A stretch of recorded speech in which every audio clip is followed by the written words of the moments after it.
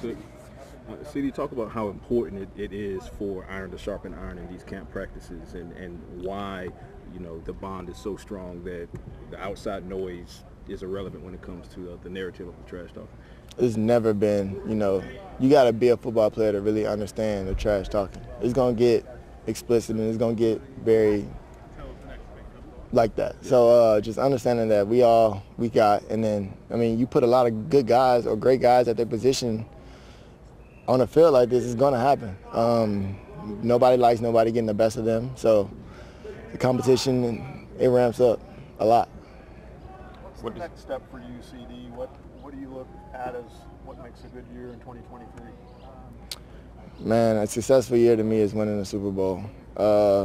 Regardless of what my numbers look like, obviously we need 1,000 plus.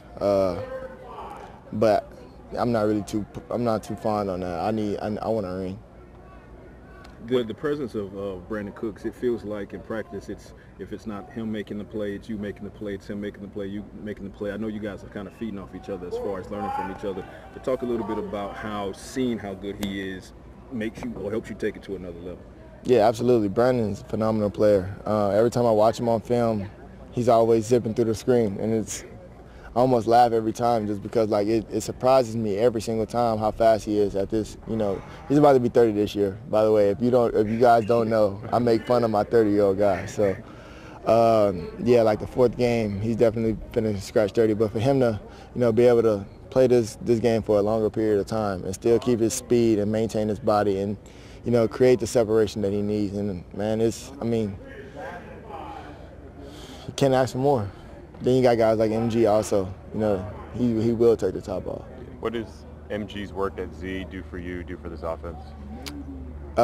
Just us all being versatile. Just the ability to learn and adapt to any given situation. We could be in 2 minutes, and then all the guys, we could be scrambling around, line up in a different position, but knowing everybody knows, the job or the plan, if you will, to be successful. Get the first down, get the touchdown, and move the chains. How about in those non-2-minute situations? I know you guys are up-tempo, so there's a lot of that, but overall, just general speaking, what does positional versatility do for your receiver core? Say that again, I'm sorry. What does that positional versatility do for your receiver core just in non-hurry-up situations? Oh, just help us learn. That's the best thing that we can, just play fast and the ability to get back on the ball, run whatever play we want, whether it's successful or not. Just for us to get back quickly, lined up, pace of operation has been real huge for us, and performance action is definitely something that we key on. So it's just the ability to, once again, play fast, do our job correctly, and do it at a high pace. Do you feel like as an offense you guys are at your best when you're using the up-tempo? Absolutely, absolutely. CeeDee, you look like you're having a lot of fun out there. Have you had a best moment or maybe your favorite moment of camp so far? Not necessarily, but definitely having a lot of fun.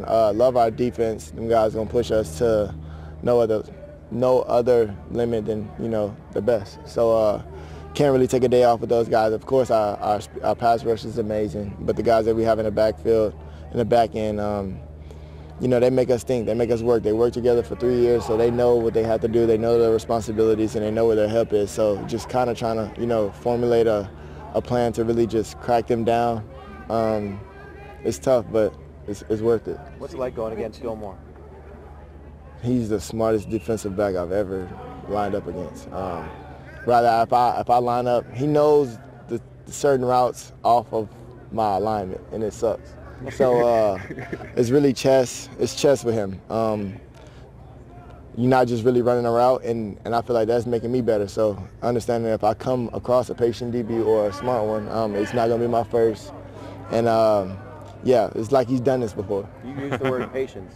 Is that what's different about him than a lot of other corners, that his patience? Yeah, he's obviously a lot older, so I wouldn't say he lost his stuff, but it is more mental for him than it is physical, especially at his position. He knows no one's going to get deeper than him.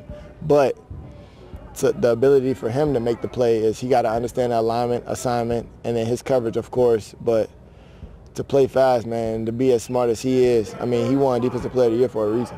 What kind of things are you learning from him in terms of picking his brain about the way he's covering you and approaching you?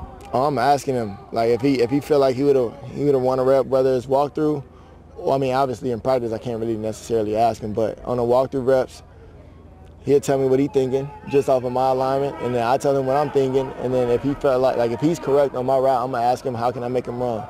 I'm not going to use it against him, but that's for another defensive player, who has the same mentality or mindset as him. So just using the smarts, using his brain, picking it, it's tough going against him, but I like it.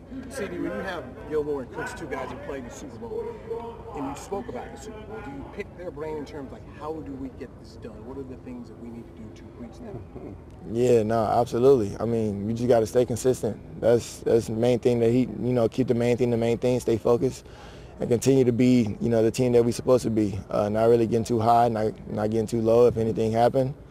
And at the end of the day, we got to just go handle our job, handle our responsibility and win the game. We win, everything falls in place.